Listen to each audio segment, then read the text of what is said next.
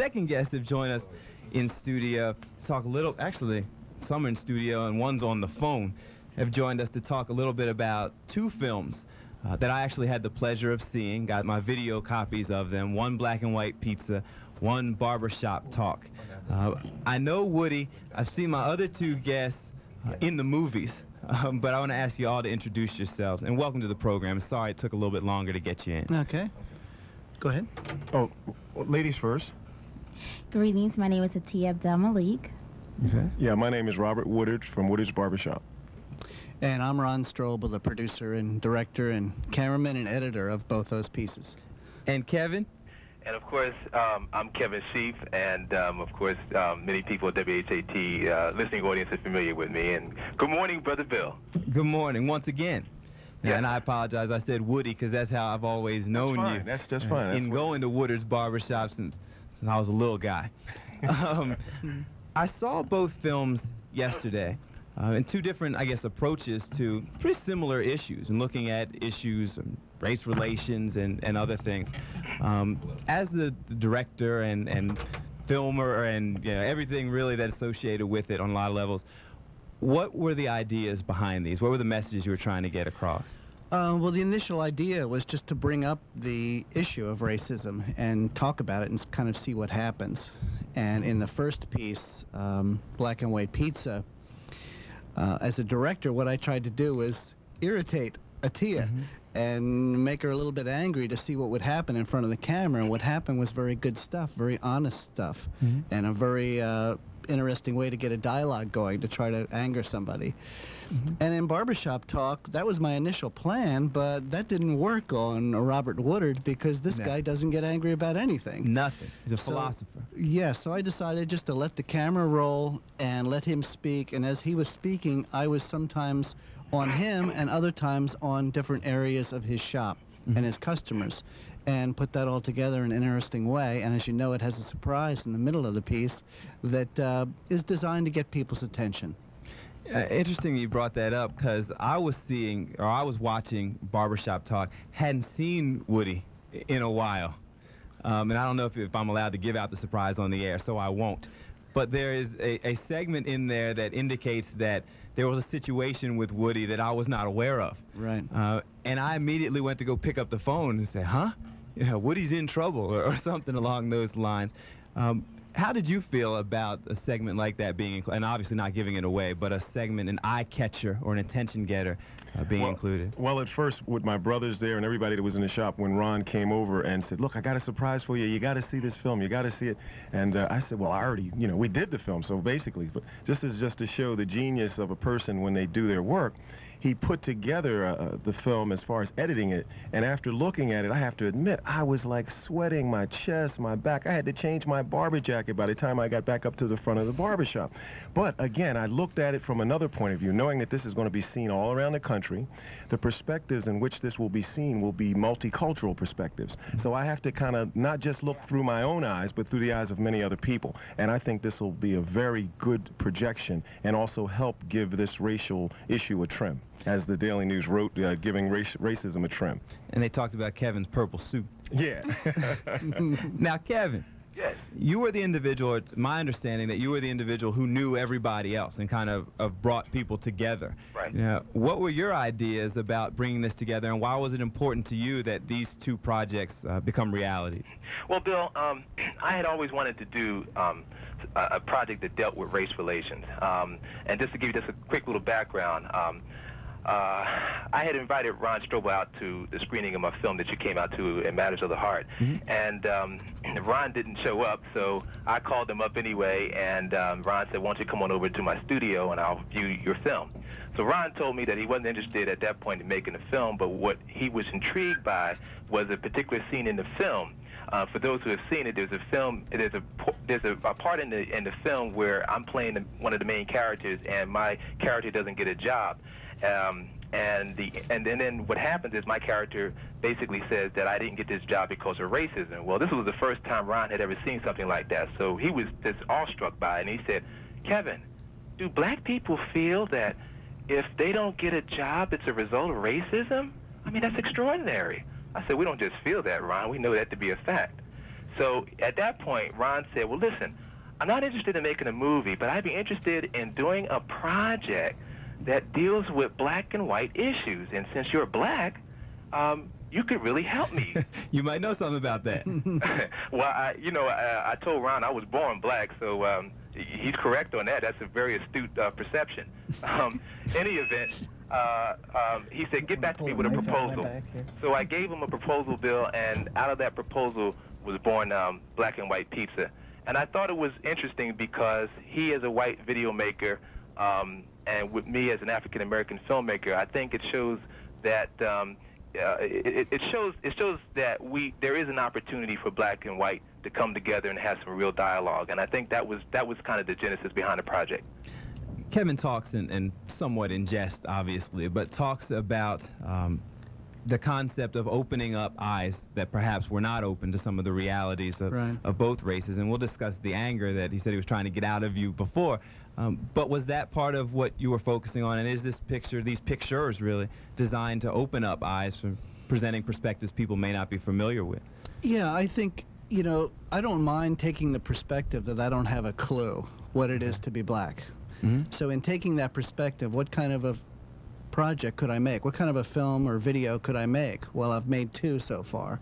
Mm-hmm. And they bring up issues that I think white people have on their minds. And because I have been white for some time. Okay. And so, you know, it's a very delicate subject for me, and one that has danger attached to it, one that has the chance of being misunderstood or misinterpreted attached to it. I didn't know how Woody was going to react when he saw the surprise part in his video, but I took that chance. And so I like the idea of dealing with any subject matter that's dicey, as opposed to vanilla, you know, and just middle of the road. Both these pieces are not middle of the road pieces. The attempt was to anger you in sitting there and getting the feedback and in playing really, I guess, what represents one of the key roles of the African-American community in the Black and White Pizza. Were you angered in sitting there and addressing these types of very touchy situations? No, I wasn't angered at all. I thought this was a project that I wanted to participate in fully. And instead of bringing anger into it, I wanted to bring enlightenment into it. Sometimes the view that some people see are of African Americans are views that are only on TV that pose a negative image of who we are. And I want to show that that's not who we are, that we come from a strong people. And that in one part of the film, I know Kevin had pointed out that if he doesn't get a job and he's turned down because of racism, that blacks may turn to violence. But a person, any person, that's why education is so important, that has gone so far as education and motivation and going forward in life, they wouldn't just so all of a sudden, I can't get this job and I didn't get it because I was white and I wasn't white and I'm not going to be able to take care of my family, so I'm going to go rob the pizza man. Or I'm going to go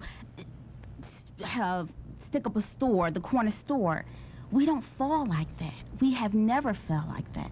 So I was eager to just bring out the fact that it's much more than what you see on TV. That there's so much more in depth to that. So I was not angered at all. As long as I've known you, Woody, sitting in the barber chair or sitting in other chairs in Woodard's barbershop, you're a philosopher, have issues. And it actually was real interesting to me to watch Barbershop Talk knowing you. Issues and ideas and opinions on just about everything that could come up in discussion. Was it, or what was your feeling about being given the opportunity and the venue to go out there and actually express those opinions for large numbers of people to hear and see? Well, I thought, Bill, that it was an opportunity, but a great opportunity. At the same time, I knew it was God at work. You know, these things don't happen just out of the air. Everything is happening for a reason and a purpose. Purpose usually has to do with development, and the process of the reason is growth. So I know that.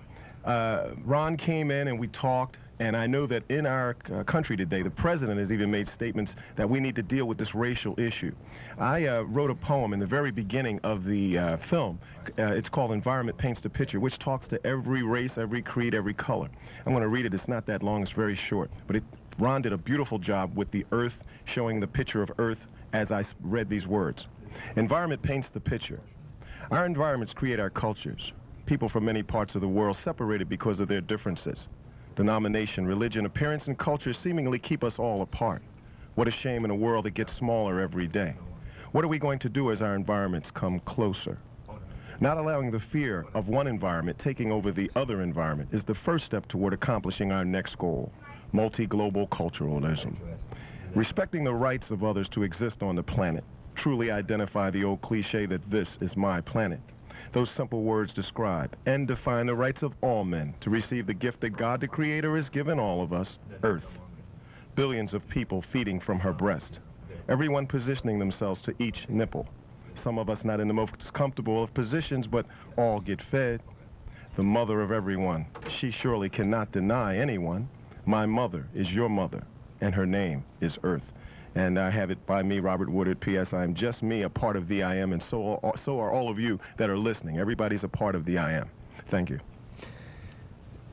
See, and I'm not even going to go into that because you know, the things that come from you, and the things you express don't really surprise me anymore. I remember initially when I went in, and that must have been interesting to all of you, and Kevin as well, to step in and sit down and speak with Woody and find out that you're going to get a perspective on everything. But see, Bill, I'm just a tool, and I realize these are perspectives that have come inside the shop. Just imagine being around people all day long, and you get a chance to share information and dialogue.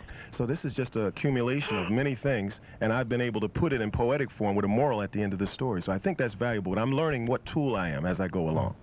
I was unable to attend this screening. I've tried my best to make as many of them as possible, and Kevin will tell you that, right, Kev? Oh, no question. I mean, okay, Brother thank Bill, you, sir. Yeah, Brother Bill is a true stand-up man, and beyond being, as far as I'm concerned, Bill, the best talk show host around, but a good friend, and he's like a brother to me, and he has attended every screening.